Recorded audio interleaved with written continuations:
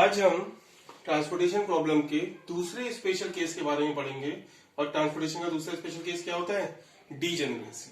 ठीक है, तो डीजेनरेसी ट्रांसपोर्टेशन प्रॉब्लम की कंडीशन होती है जिसकी हेल्प से हम ट्रांसपोर्टेशन प्रॉब्लम को आगे सॉल्व नहीं कर पाते। तो पहले हम आपको बताते हैं कि डीजेनरेसी होती क्या है। अगर हम ट्रांसपोर्टेशन प्रॉब्लम में, हमारे ट्रांसपोर्टेशन प्रॉब्लम में m ओरिजिन है और n डेस्टिनेशन है, तो अगर m ओरिजिन और n डेस्टिनेशन होते हैं हमारे ट्रांसपोर्टेशन प्रॉब्लम में, तो कुल नंबर ऑफ एलोकेशन जो होने चाहिए हमारे पास n-1 नंबर ऑफ एलोकेशन होने चाहिए। ठीक, या आप इसको ऐसे भी समझ सकते हो, अगर हमारे क्वेश्चन में ट्रांसपोर्टेशन के m रोज हैं और n डेस्टिनेशन यानी कि कॉलम्स हैं, तो अगर हम टोटल नंबर ऑफ एलोकेशंस कितनी जगह पर करते हैं, m प्लस n-1 जगह पर करते हैं, तब जो हमारा ट्रांसपोर्टेशन प्रॉब्लम का सोल्यूशन होता है वो हमारा कहलाता है नॉन डीजेनरेट। और अगर हमारे जो नंबर ऑफ एलोकेशन होंगे वो m प्लस n-1 के बराबर नहीं होंगे, तो उस केस में हमारी जो ट्रांसपोर्टेशन प्रॉब्लम का सोल्यूशन होता है वो कहलाता है डीजेनरेट। और उसी कंडीशन को हम क्या बोलते हैं? उसी को हम बोलते हैं डीजेनरेसी इन ट्रांसपोर्टेशन प्रॉब्लम। तो अगर हमारे number of allocations m plus n-1 value से लेस होते हैं तो ट्रांसपोर्टेशन प्रॉब्लम में डीजेनरेसी की कंडीशन आती है। तो अब हम क्या करेंगे, अब हम एक एग्जांपल के थ्रू समझेंगे कि किस तरीके से ट्रांसपोर्टेशन प्रॉब्लम में डीजेनरेसी की कंडीशन आती है और फिर कैसे हम उस डीजेनरेसी की कंडीशन को रिजोल्व करते हैं या उस प्रॉब्लम को रिजोल्व करके आगे अपना सोल्यूशन फाइंड आउट करते हैं। ठीक है, ये हमारा एग्जांपल है, ये हमारी ट्रांसपोर्टेशन प्रॉब्लम है जिसमें एक कंपनी है जिसके पास 3 प्रोडक्शन हाउस हैं XYZ और 3 वेयर हाउसेज हैं ABC।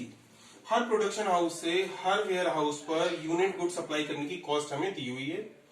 हर प्रोडक्शन हाउस की कितनी सप्लाई है वो भी हमें दिया है और हर वेयर हाउस की कितनी डिमांड है वो हमें दी हुई है। ठीक, हमें करना क्या है, हमें ऐसा ट्रांसपोर्टेशन प्लान बनाना है जिससे जो टोटल गुड्स सप्लाई करने या डिस्ट्रीब्यूशन की जो कॉस्ट है वो कैसी हो, मिनिमम हो।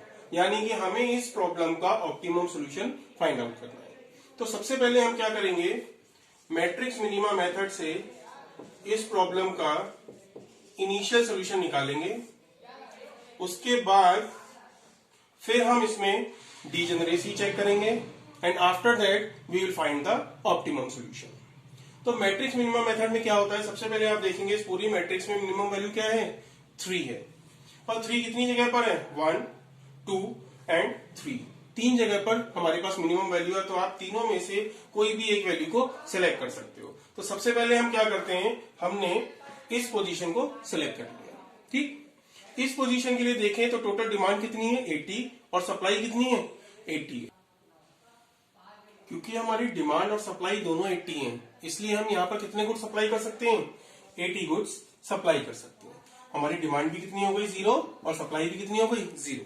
जैसे ही डिमांड 0 हुई आप पूरे कॉलम को क्रॉस कर दोगे बचे हुए एलिमेंट्स को, और जैसे ही यहाँ पर सप्लाई 0 हुई आप पूरी रो के सारे एलिमेंट्स को क्रॉस कर देते हैं। ठीक, अगेन जितने भी एलिमेंट्स हमारे मैट्रिक्स में बचे हैं उनमें से फिर से हमारी मिनिमम वैल्यू क्या है, 3 है।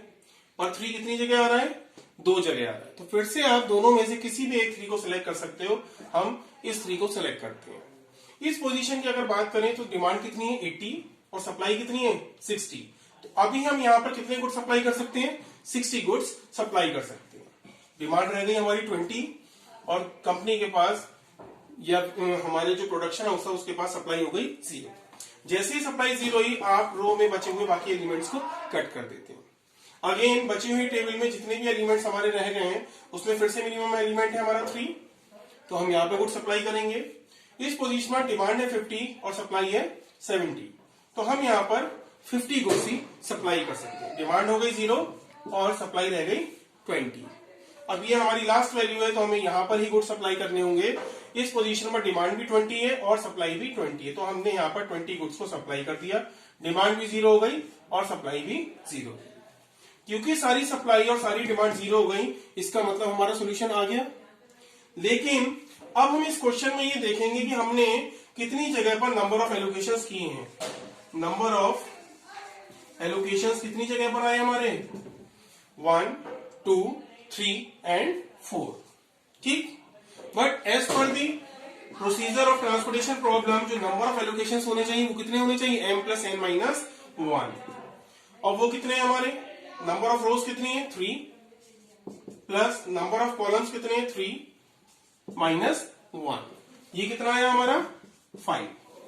तो हमारे नंबर ऑफ एलोकेशंस जो फॉर्मूला है हमारा नंबर ऑफ एलोकेशंस का उससे कैसे है, लेस है, 4 इज लेस देन 5। इसका मतलब हमारे ट्रांसपोर्टेशन प्रॉब्लम में डीजेनरेसी अकर करती है, यानी कि ये ट्रांसपोर्टेशन प्रॉब्लम हमारी कैसी है, डीजेनरेट ट्रांसपोर्टेशन प्रॉब्लम है, इसमें डीजेनरेसी है। अब हम क्या करेंगे, सबसे पहले ऑप्टिमम सॉल्यूशन निकालने से पहले आपको क्या करना पड़ेगा, इस प्रॉब्लम में डीजेनरेसी को रिमूव करना पड़ेगा। डीजेनरेसी को कैसे रिमूव करते हैं, डीजेनरेसी को रिमूव करने के लिए आप फिर से टेबल बनाएंगे। हमारे पास 3 रोज और 3 कॉलम थे, ठीक। अब आप क्या करोगे, जहां जहां गुड सप्लाई करे थे वहां वहां की कॉस्ट और एलोकेशंस लिख लेंगे। 3 पर 60, यहां 3 पर 50 गुड सप्लाई करे थे, यहां 9 पर 20 गुड सप्लाई करे थे, और यहां 3 पर 80 गुड सप्लाई करे थे, ठीक। तो नंबर ऑफ एलोकेशंस होने चाहिए थे 5 और हुए कितने थे, सिर्फ 4। तो हमें सबसे पहले नंबर ऑफ एलोकेशंस 5 करने पड़ेंगे ताकि हम प्रॉब्लम को आगे सॉल्व कर पाए। अब नंबर ऑफ एलोकेशन 5 कैसे करेंगे, यानी कि हमें एक जगह और गुड सप्लाई करना है, तो वो हम कहां पर करते हैं, जहां जहां गुड सप्लाई नहीं होते हैं उनकी कॉस्ट आप देखिए 8, 7, 11 एंड 5। तो हमारे पास 5 वैल्यूज हो गई, 8, 7, 8, 11, 5, जहां पर गुड सप्लाई नहीं हुए थे। इन 5 वैल्यूज में से हमारी मिनिमम वैल्यू क्या है, 5। तो नंबर ऑफ एलोकेशंस को पूरा करने के लिए हम इस मिनिमम कॉस्ट वाले सेल में अपनी मर्जी से डेल्टा एलोकेशन देते हैं। इस डेल्टा की वैल्यू लगभग किसके बराबर होती है, 0 के बराबर होती है अप्रोक्सीमेटली। तो हमने यहां पर इस 5 को गुड्स दिए डेल्टा, सिर्फ किस लिए, नंबर ऑफ एलोकेशंस को, फॉर्मूले के अकॉर्डिंग नंबर ऑफ एलोकेशन हमारे 5 होने चाहिए, तो 5 नंबर ऑफ एलोकेशंस करने के लिए हमने गुड्स सप्लाई कर दी। अब नंबर ऑफ एलोकेशंस हमारे पूरे हो गए, इसका मतलब डीजेनरेसी यहां से अब रिमूव हो गई। अब हम क्या करेंगे, ऑप्टिमल सॉल्यूशन निकालने के लिए क्या करना पड़ेगा, सबसे पहले हम क्या करते हैं, जिन सेल्स में गुड सप्लाई होते हैं उनके लिए हम U और V की वैल्यूज कैलकुलेट करते हैं। तो रो के लिए हम U कैलकुलेट करते हैं और कॉलम्स के लिए V की वैल्यूज कैलकुलेट होती हैं। पहली रो में आप देखिए एक जगह गुड सप्लाई हुआ, दूसरी रो में 2 जगह, तीसरी रो में 2 जगह गुड सप्लाई हुई। फर्स्ट कॉलम में एक जगह गुड सप्लाई हुआ, सेकंड कॉलम में एक जगह, थर्ड कॉलम में 3 जगह गुड सप्लाई हुए हैं। तो जहां पर सबसे ज्यादा जगह गुड सप्लाई होते हैं हम उसकी वैल्यू को क्या कर देते हैं, 0 कर देते हैं, ठीक। बाकी वैल्यू कैलकुलेट करने का फॉर्मूला क्या होता है, अगर हम इस कॉस्ट की बात करें 3 की, तो इसका U यानी कि U1 और इसके लिए जो V की वैल्यू यानी V3, इन दोनों का सम 3 होना चाहिए। हमारा V 0 है, इट मींस U कितना होगा, 3। इस कॉस्ट के लिए U यानी कि U2 और V यानी कि V3, इन दोनों का सम 9 होना चाहिए। V हमारा 0 है, इट मींस U कितना होगा, 9। इस कॉस्ट के लिए U और V का सम 5 होना चाहिए। V 0 है तो U कितना हो गया हमारा, 5। अब इस कॉस्ट के लिए U और V की वैल्यू कितनी होनी चाहिए, 3। U हमारा 9 है तो V की वैल्यू कितनी होगी, -6। इस कॉस्ट के लिए U और V का सम 3 होना चाहिए। U हमारा 5 है तो V कितना हो गया, -2। अब हमें क्या करना पड़ता है, यहां पर आपने क्या कैलकुलेट करा, UI एंड VJ का कैलकुलेशन करा। अब हम कैलकुलेट करेंगे DIJ यानी कि opportunity cost. Opportunity cost, opportunity cost हम उन सेल्स के लिए कैलकुलेट करते हैं जहां पर गुड्स सप्लाई नहीं होते हैं। तो अब हमें देखना होगा गुड्स कहां सप्लाई नहीं हुए, यहां पर, यहां पर, यहां पर, यहां पर। इनकी कॉस्ट हम दिए हुए क्वेश्चन से लिख लेंगे, 8, 7, 8 एंड 11, ठीक। अब आपको पिछली टेबल से U और V की values as it is use करनी पड़ती है। U1 की वैल्यू 3, U2 की 9, U3 की 5। V1 की वैल्यू कितनी है हमारी, -6, V2 की वैल्यू है -2 और V3 की वैल्यू है 0। तो DIJ निकालने का फॉर्मूला क्या होता है, आपको जिस कॉस्ट के लिए DIJ निकालना होता है उसके U और V की वैल्यू का सम करते हैं। तो 3 और -6 हो गया -3। जो भी आंसर आता है उसे इस बॉक्स की कॉस्ट में से माइनस कर दे। तो 8 में से जब -3 माइनस करोगे तो हो गया वो प्लस का 11 हो जाएगा।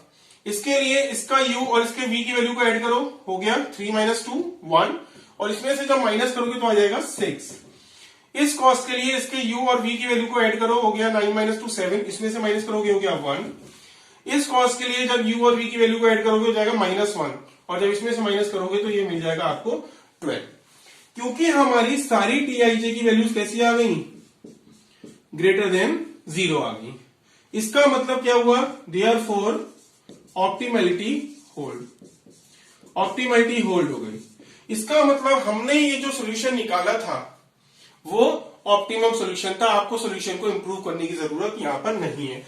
तो हमारी जो ऑप्टिमम कॉस्ट होगी वो कैसे मिलेगी, ऑप्टिमम कॉस्ट निकालने के लिए आप क्या करोगे, नंबर ऑफ गुड्स को कॉस्ट से मल्टीप्लाई करते हो, तो 3 into 60 180 plus 50 into 3 150 plus 9 into 20 180 and plus 80 into 3 240।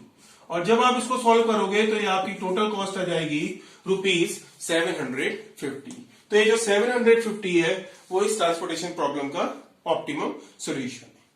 तो ये हमारा क्या हुआ, डीजेनरेसी पर बेस्ड ट्रांसपोर्टेशन प्रॉब्लम का क्वेश्चन। Thank you.